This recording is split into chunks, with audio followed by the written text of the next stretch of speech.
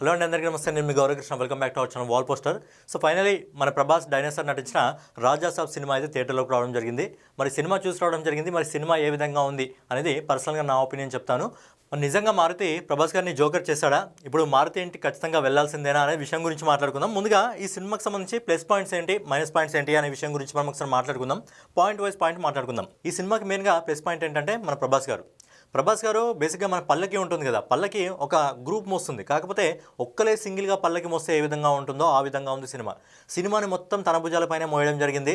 ప్రభాస్ గారి యాక్టింగ్ ఏదైతే ఉందో చాలా అంటే చాలా బాగుంది. మిగతా సినిమాల్లో ప్రభాస్ గారు ఏ విధంగా యాక్టింగ్ చేస్తారో అంతకు మించి ఒక వింటేజ్ మనకు ప్రభాస్ గారు ఏ విధంగా కనిపించడం జరిగిందో, బాహుబలి తర్వాత మనకు వింటేజ్ ప్రభాస్ గారు కనిపించలేదు. 2015 తర్వాత పాన్ ఇండియా వైజ్గానే మనం చూడడం జరిగింది. కాకపోతే డార్లింగ్ సినిమాలో ఏదైతే కామెడీ టైమింగ్ ఉందో, బుజ్జిగాడు సినిమాలో ఏదైతే కామెడీ టైమింగ్ ఉందో ఆ కామెడీ టైమింగ్ అనేది మనకి సినిమాలో కనిపించింది. అలాగే చాలామంది కూడా అంటుంటారు ప్రభాస్ గారికి బేసిక్గా ఎమోషన్స్ చేయడం రాదు అని చెప్పి. ఈ సినిమా చూసిన తర్వాత ఖచ్చితంగా వాళ్ళ ఒపీనియన్ అనేది వాళ్ళు మార్చుకోవడం జరుగుతుంది. అలా సినిమాలో ఇంకో ప్లస్ పాయింట్ ఏంటంటే మెయిన్గా ప్రభాస్ గారిది ఇంట్రడక్షన్ ఏదైతే టైటిల్ కార్డ్ ఉంటుందో మనకు ఆ టైటిల్ కార్డ్ అనేది చాలా బాగా డిజైన్ చేయడం జరిగింది ఈ సినిమాకి సంబంధించి. సో రాజాసాబ్ సినిమాలో అదొక ప్లస్ పాయింట్ అని చెప్పుకోవచ్చు. ఇంకా సినిమాని మొత్తం తానే మోస్తాడు కాబట్టి ప్రభాస్ గారు కూడా ఈ సినిమాకి ప్లస్ పాయింట్ అని చెప్పుకోవచ్చు. అలాగే ఈ సినిమాలో ఇంకో ప్లస్ పాయింట్ ఏంటంటే క్రొకడైల్ ఫైట్. ఆ క్రొకడైల్ ఫైట్ ఏదైతే ప్లాన్ చేయడం జరిగిందో చాలా బాగా చేయడం జరిగింది. ప్రభాస్ గారిని బేసిక్గా మనం యాక్షన్ రేంజ్లో ఏ విధంగా చూడడం జరుగుతుందో ఈ సినిమాలో షాట్ చూసినప్పుడు అరే భలే ఉందిలే అని అనిపిస్తుంది. ఆ క్రొకడైల్ ఫైట్ ఏదో ఉందో మీకు ఆల్రెడీ తెలిసినట్లయితే ఆ క్రొకడైల్ ఫైట్ మీద బయట చాలా మేమ్స్ కూడా జరుగుతున్నాయి. అయినప్పటికీ ఆ ఫైట్ అనేది మనకు సినిమాలో చాలా బాగా ఆకట్టుకోవడం జరుగుతుంది. దాని తర్వాత ఇంకోటి హాస్పిటల్ సీన్ ఉంటుంది. ఆ హాస్పిటల్ సీన్స్లో ప్రభాస్ గారు పండించిన ఎమోషన్స్ చాలా అంటే చాలా బాగా వర్కౌట్ కావడం జరిగింది. అండ్ ప్రభాస్ గారికి వాళ్ళ బామ్మకి ఏదైతే ఉన్న ఆ రిలేషన్ ఉందో ఆ రిలేషన్ని బాగా పండించడం జరిగింది. ఆ హాస్పిటల్లో ఏదైతే యాక్టింగ్ చేయడం జరిగిందో అది కూడా ఖచ్చితంగా ప్రేక్షకులను ఆకట్టుకుంటుంది. అలాగే ప్రభాస్ గారిని మెయిన్గా ఈ సినిమాలో ఖచ్చితంగా ఆడియన్స్ ఎవరైతే ఫ్యాన్స్ ఉంటారో వాళ్ళు వింటేజ్ లుక్ ఏదైతే ప్రభాస్ గారిది ఉందో, ఎందుకంటే మనం రీసెంట్గా సినిమాలు చూస్తుంటే సలార్ కానీ, కల్కి కానీ, బాహుబలి కానీ ఇవన్నీ డిఫరెంట్గా రావడం జరిగింది. ఆ డార్లింగ్ లాంటి, మిస్టర్ పర్ఫెక్ట్ లాంటి, మనకు బుజ్జిగాడ్ లాంటి ఏదైతే ఆ లుక్ ఉందో ఆ లుక్ ఇందులో కనిపిస్తుంది. కాబట్టి ఖచ్చితంగా ప్రభాస్ గారి ఫ్యాన్స్ అయితే ఎంజాయ్ చేస్తారు. అలాగే ఇప్పుడు కొన్ని నెగిటివ్ పాయింట్స్ మాట్లాడుకుందాం. పూర్తిగా నెగిటివ్ పాయింట్లు అంటే నెగిటివ్ కాదు, బట్ ఇది ఇంకొంచెం బాగుంటే బాగుండేది అని అనిపించేలాగా కొన్ని పాయింట్స్ ఉన్నాయి. వాటి గురించి మాట్లాడుకున్నట్టయితే స్టోరీ అనేది కాన్సెప్ట్ చాలా అంటే చాలా బాగుంది. మారుతి చాలా బాగా కాన్సెప్ట్ని డిజైన్ చేయడం జరిగింది. బట్ ఏంటంటే దాన్ని స్క్రీన్ పైన ప్రజెంట్ చేయడంలో తడబడ్డాడు అనిపించింది. ఎందుకంటే స్క్రీన్లో మనకు ఆ స్టోరీ ఏదైతే ఉందో ఆ స్టోరీని బిల్డ్ చేయడంలో కరెక్ట్ బిల్డ్ చేయలేకపోయాడు. ఆ స్టోరీ అర్థం కాకుండా ఉంది. ఎలాగంటే మన అతుకులు ఉంటాయి కదా, ఆ అతుకుల్ని ఎడిటింగ్లో తీసుకొచ్చి ఒకటి అతికిస్తారు కదా, సో ఆ విధంగా ఉన్నాయి. అంటే ఆడియన్కి కొద్దిగా కన్ఫ్యూజన్ ఉంటుంది. ఈ సీన్ ఎలా ఉంది, ఎక్కడి నుంచి ఎక్కడికి మొదలవుతుంది అనేది ఒక లెక్కలా లేదు. అది ఎడిటింగ్లో సీన్స్ తీసుకొచ్చి ఇట్లా పోర్షన్స్ ఒకదాంతో ఒకటి సంబంధం లేకుండా ఉన్నాయి. సినిమాలో కామెడీ ఉంది, హర్రర్ ఉంది, సాంగ్స్ ఉన్నాయి, కొద్దిగా లవ్ స్టోరీ ఉంది, రొమాంటిక్ యాంగిల్ ఉంది, సెంటిమెంట్ ఉంది, ఫ్యాంటసీ ఉంది, మళ్ళీ డివోషనల్ ఉంది, అన్నీ ఉన్నాయి కదా. కాకపోతే ఏంటంటే ఆడియన్ వాటికి కనెక్ట్ కాలేకపోతాడు. ఏంటంటే ఆడియన్స్ కరెక్ట్గా ట్రావెల్ కాకపోతాడు. ఎందుకంటే సంబంధం లేకుండా కొన్ని సీన్లు ఉండడం జరుగుతుంది కాబట్టి ఆడియన్స్ సరిగ్గా కనెక్ట్ కాడు. కాన్సెప్ట్ అనేది చాలా సూపర్ కాన్సెప్ట్, కాకపోతే దాన్ని ప్రజెంట్ చేయడంలో స్క్రీన్ ప్లేలో కొద్దిగా మారుతి తడబడ్డాడు అని అనిపించింది. అలాగే సాంగ్స్ కూడా ఆ నాచే సాంగ్ నాకు బాగా అనిపించింది. బట్ ఏంటంటే అది ఏ లాంగ్వేజ్లో ఉందో అసలు అర్థం కాలేదు. ఎందుకంటే బ్యాక్గ్రౌండ్ మ్యూజిక్ దాన్ని డామినేట్ చేస్తుంది సాంగ్ని.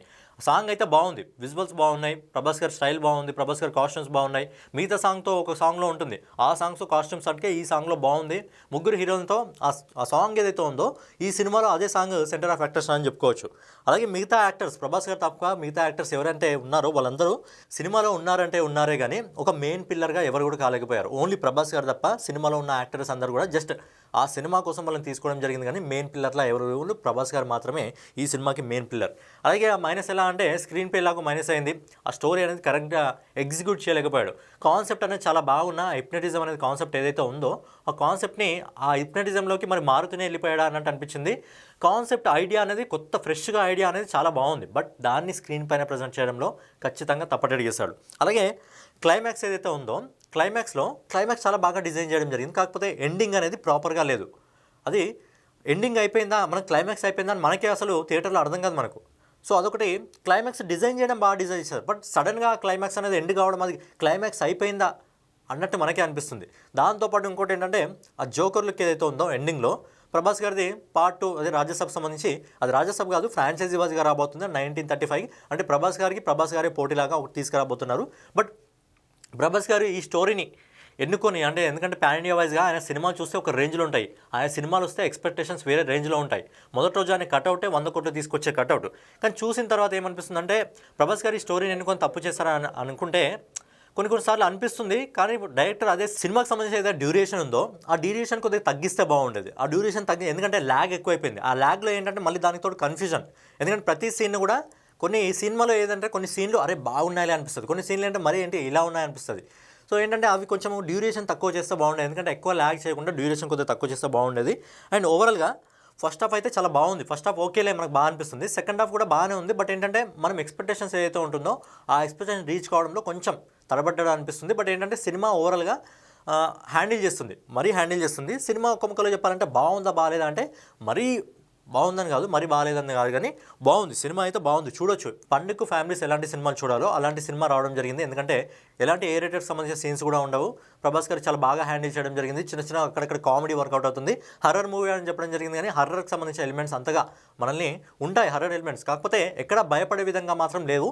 ఆ కామెడీ బేసిక్గా మారుతి సినిమాలు అంటే కామెడీ ఉంటుంది. బట్ ఈ సినిమాలో కామెడీ అంతగా లేదు, అక్కడక్కడ ఉంది. అది కూడా కొన్ని సిచ్యువేషన్లో ఎట్లంటే బలవంతంగా కామెడీ తీసుకురావడం జరిగింది. సినిమాకి సంబంధించి మెయిన్ ఇంకోటి ఇంపార్టెంట్ విషయం ఏంటంటే సినిమాలో మనకు కొన్ని సీన్స్ తీసేశారు.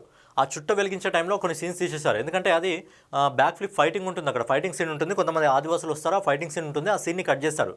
దాంతోపాటు హీరోని వాటర్లో ఉన్నప్పుడు ముసలు వస్తుంది, ఆ సీన్ కూడా కట్ చేయడం జరిగింది.